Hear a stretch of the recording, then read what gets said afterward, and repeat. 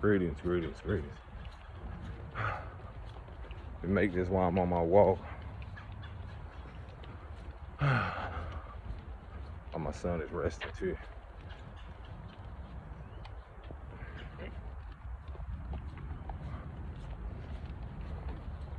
So we gotta make time even when it don't seem like you can create it and carve it out, but you have to, even when they're resting.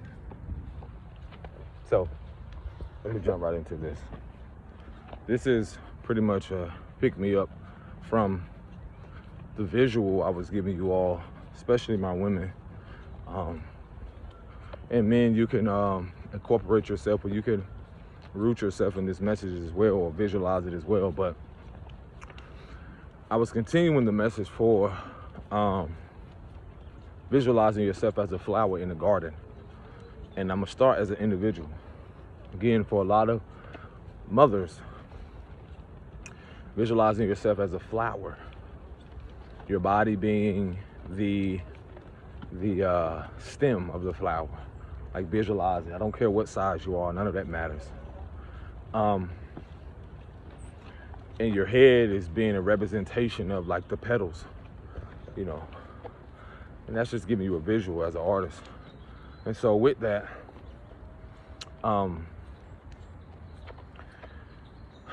what did I leave off before? Yeah, the garden.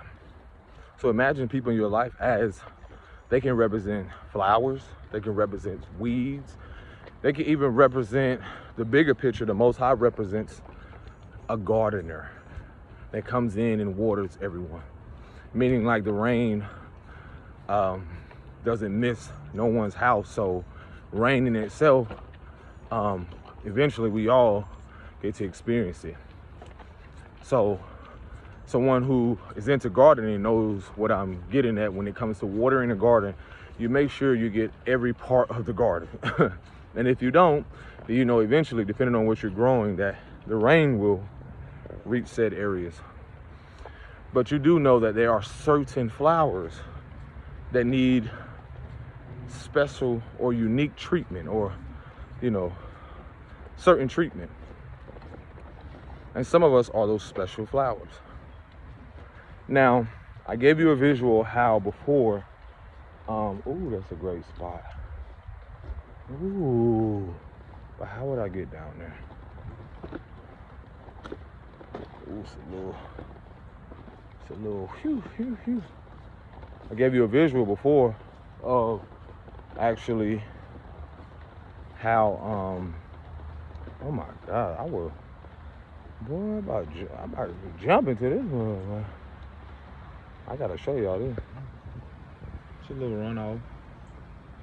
So again, I will take a little moment here. So again, flower, garden. So some of us are special, unique flowers. There's no flower that's the same. Such as these flowers, we know that no one comes and waters them, but they receive water from another source. Okay, that being said, depending on our demographics, people in our life, depending on if we had a trauma, depending on we had certain experiences, they can represent the weeds in our life. And if we're not nourished right, if we're not nurtured correctly, if we're not brought up in a way to where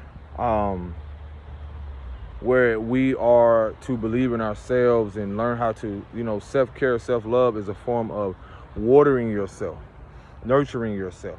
So as I said before, if we didn't have mothers and so forth that watered us, that poured into us, or knew how to pour into themselves. So basically, you're looking at flowers that's withering away when we look at our you know, some of our elders and some of the things that represent what is said to believe to empower us, or to just simply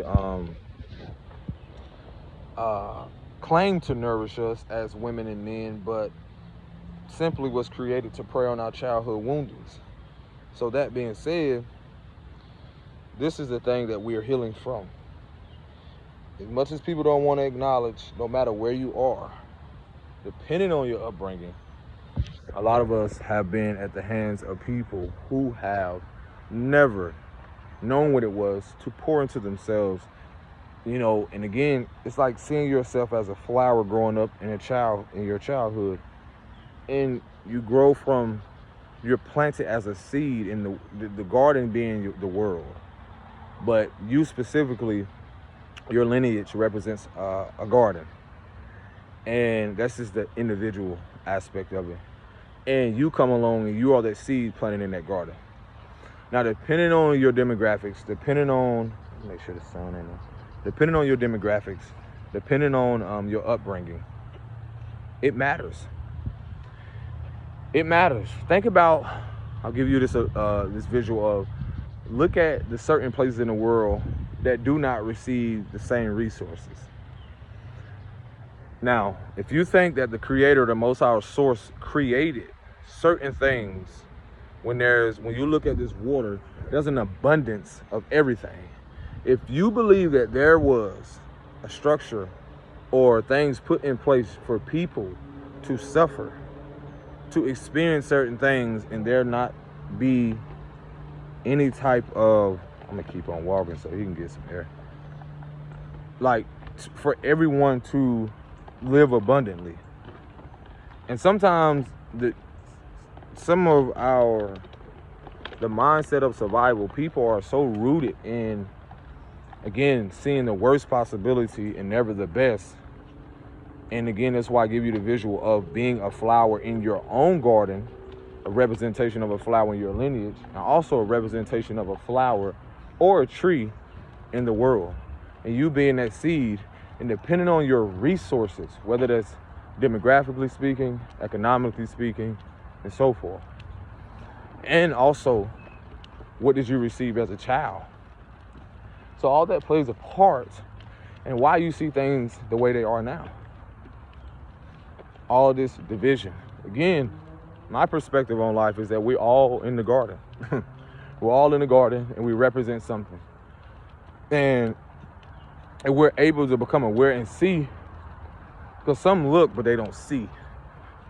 And if we're able to see beyond the veil and realize what has transpired here, then we're able to realize, like, well, this is why this part of the world or this demographic looks the way, or this is why people are acting or doing what they're, almost like what they've seen consistently throughout their lives. Again, if you don't nourish, there's no nurturement, just like in this neighborhood, of how they have said resources, how they're receiving more rain, or receiving more nurturings, receiving more nourishing foods, receiving more benefits, or certain things. There will be no competition and ego. There will be no division. And I say these things for you to think for yourself, for you to wonder, like, why am I in this position? And also, can I rise above it? Can I be the one to reinvent it, recreate it? And also, coming into this awareness, what are you willing to do with the knowledge and the wisdom? Or are you going to be the other ones that gatekeep? Because as much as people think they can gatekeep something, they won't have access to to the new world of things, to the new things, because they decided to gatekeep certain information, knowledge, wisdom, or whatever, resources, only for that to universally backfire. No one is exempt. I told you before, no one is exempt from universal law. What you put out is what you get. What you reap is what you sow. So again, yes, a lot of us were birthed into certain parts or certain things in our life where we were not happy with the circumstances.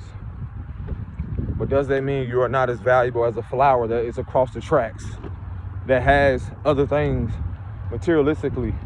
But does that make you less valuable? No. No matter what society, your mom and people who, again, did not recognize that you were as delicate as a flower. To my mothers, to my women, to my sons, to my fathers, and so forth. No, they didn't recognize that you were delicate. And some of us, if I could give you a visual, some of us are limped over flowers. It's not to say that we cannot rise or grow. I've seen flowers that look like they were dead or dying, and still, when they were spoken life into, this is to my plant mamas that know, you have to speak life into those plants. You have to pour into those plants, not just with water. You have to pour into those plants with speaking. And if you look at certain demographics, again, you look at how people respond, it's because of that. It ain't just what you feed them. It ain't just because you give them a house and a shelter and y'all want to throw up in your kid's face and I did all this for you, I sacrificed all this. Okay. That don't mean that your kids are a burden because you couldn't decide for yourself that you saw yourself as a flower. So if you can't see it and you refuse to see it, guess what? You cannot possibly see your children as a flower, or it's being delicate, it's being precious, and so forth. So who's to blame for that? No one. This is the time for us to take up responsibility to realize, hey, I realized I was, at a time, I wasn't nourished. I wasn't nurtured. I wasn't loved properly. I did not deserve it.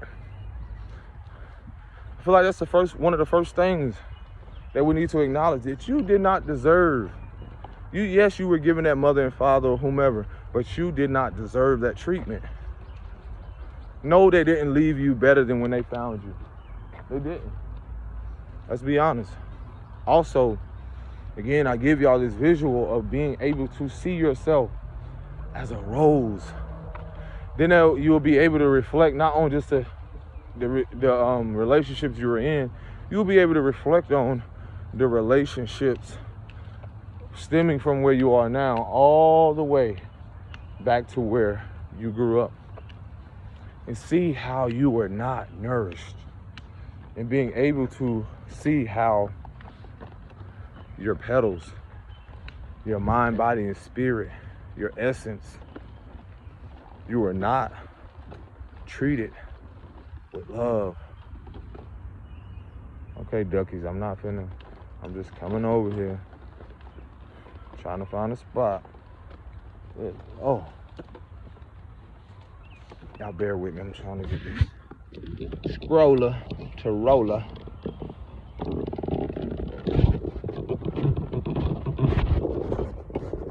Pardon me, little yellow jackets, I do not want to intrude on your home. Let him sit right there. We by the water. We by the water. So again, yeah, it's a perfect spot to sit.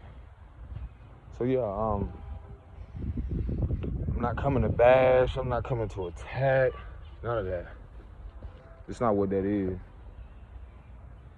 I'm simply here. Ooh, I got a good spot to lay the phone too. Bam! Again, I'm here as a reminder to remind you to no longer run from yourself anymore. We don't have to run from us anymore.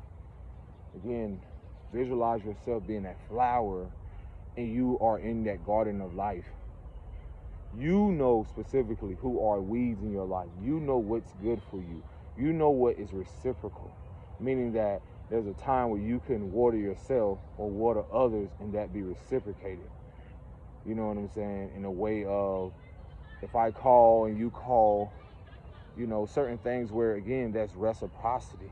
No more are we as men and women, you know, giving up ourselves in such a sacrificing way, or in such a way where we have to jeopardize our well-being mentally, emotionally, and so forth. So again, you are that flower. You are that flower. And once you're able to recognize the weeds in your life, once you're able to recognize the people, I don't care if they're mother and father, whomever it is, once you're able to recognize that, you're able to, and then be able to sit down and recognize, like, okay, this is what I need to do right now.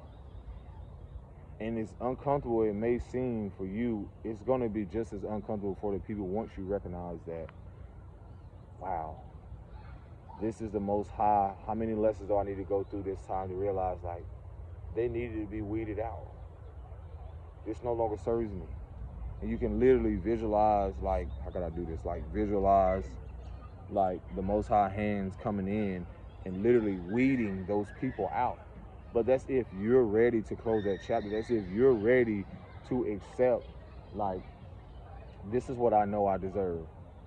And that's when things get stripped away. That's when things fall away. That's when people, places, even things financially that I had to learn through a transition where I realized, like, when these things were being weeded out, it's like people that know that are gardeners, people that I know that are have, you know, plants in their home. The soil has to change. You can't keep the same soil. Even the environment, certain plants have to grow in certain environments. Certain plants have to grow in certain environments. Certain things can only grow in a certain climate. So that's the beauty of how we all are unique. Certain things can only grow in this certain temperature or this certain things. But at the same moment, it's not excluding the fact that you don't know how to learn how to adapt. Adaptation is very important with going through a transition in life. Going back to even, again, my transition of when I'm letting something go, I have to realize that not only does it not serve me anymore, it serves its purpose. I give it permission to be removed, so I realize this serves its purpose. So now, you know, it doesn't have to be painful. It can be with ease. Let me make sure. Hold on one second.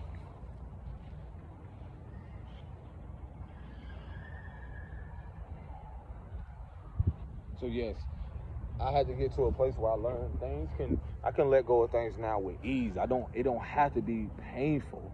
But again, due to trauma bonding, due to things where, again, things just seem like, oh, it has to be this way. No, that's something I had to gradually learn with adaptation. Is that learning to adapt to the environment or the place, even when I didn't have the skills or certain things I had to learn, I had to master, I had to learn to be like, okay, I may not know these people, or I may not know this environment, I may not be familiar. Let me get familiar. Let me connect. Let me see how could I plant my seeds wherever I'm at. How could I plant my seeds and prosper wherever I'm at? So then I'm sitting here like, okay, now how could I, as I plant my seeds, or I'm planting myself, now how could I blossom in whatever season? And that's whether emotionally, mentally, financially. And I feel like that's the thing that most people want to skip to, is the physical part, the manifest. You know how people are like, oh, you can get this manifest, you can da-da-da-da. But listen, whenever you're going through something, let me tell you something first and foremost. There is an emotional, spiritual, mental part to everything before it happens or echoes. Whoa, that got to be the biggest ant, good Lord. Part before it echoes into the physical. That's one thing I had to realize, even in blossoming. The seed is planted in the darkness, so a lot of people don't see the growth. They only see when you blossom, and that's the physical aspect of it. But when it comes, but when it comes to, when it comes to those emotional things or those things that internal, you have to get familiar with that first, rather than just it being so one-sided when it comes to the physical aspect. You have to be so rooted in your emotions, you know, secure emotionally, spiritually, and so forth, that you are like that of a tree rooted by the water. So you don't have to question where your source or resources come from. So with that, that's the beauty of being a flower. And sometimes you can be positioned in some of the most awkward of places.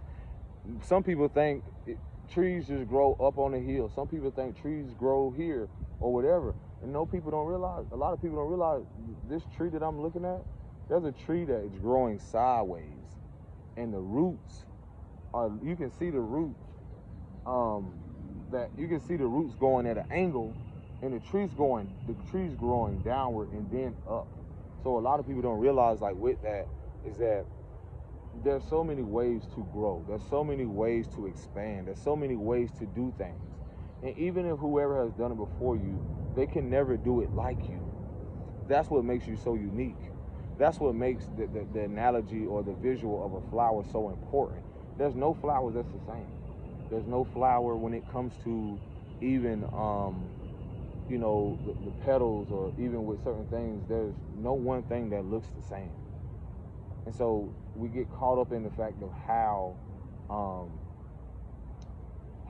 one looks, how somebody you know, genetically looks, and all this other shit. And again, I gave y'all the concept or the visual of just like, you don't see flowers talking amongst each other. You don't see trees fighting amongst each other.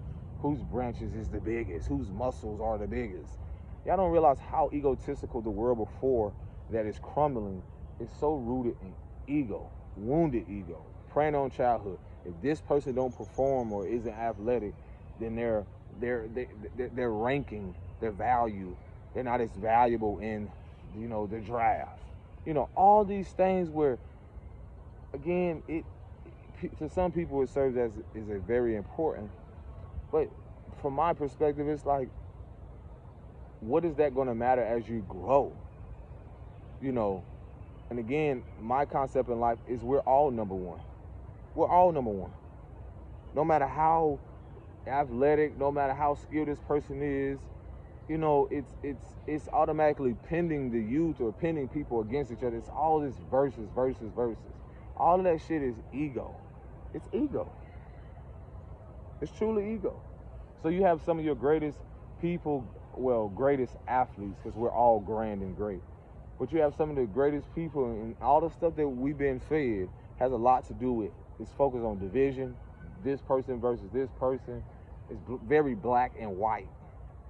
And I don't mean that, I mean as an adjective. It's very black and white. There's no imagination, there's no color to it. When I look at a lot of this stuff, it doesn't even interest me no more, because it's so one-sided. It's so bland. It's so boring. There's no fun in stuff anymore, and you're seeing it play out to where, again, a society that has focused so much on not watering people, but giving off this illusion of that they're empowering the people. No, it's not. It's not at all been that way. So, yeah, you are a flower in the world stage. On the grand scheme of things, you are a flower in your own garden.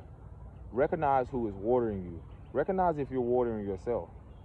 And once you realize that, you'll see the importance of learning how to, teaching your kids and your youth how to reciprocate that. How to realize that they need to pour into themselves, and so that they can value and see that as they grow. That's going to be a very vital thing as we grow as people and into our adulthood. So yeah, and that's my part too. I'm finna get into this water, not all the way, but I'm finna, man, it's beautiful. I'm definitely finna ground myself. Yeah, I'm definitely finna, I just like being by the water, but yeah. Y'all take care of yourself. I gotta take a moment to myself while my son resting. Peace and blessings, shalom.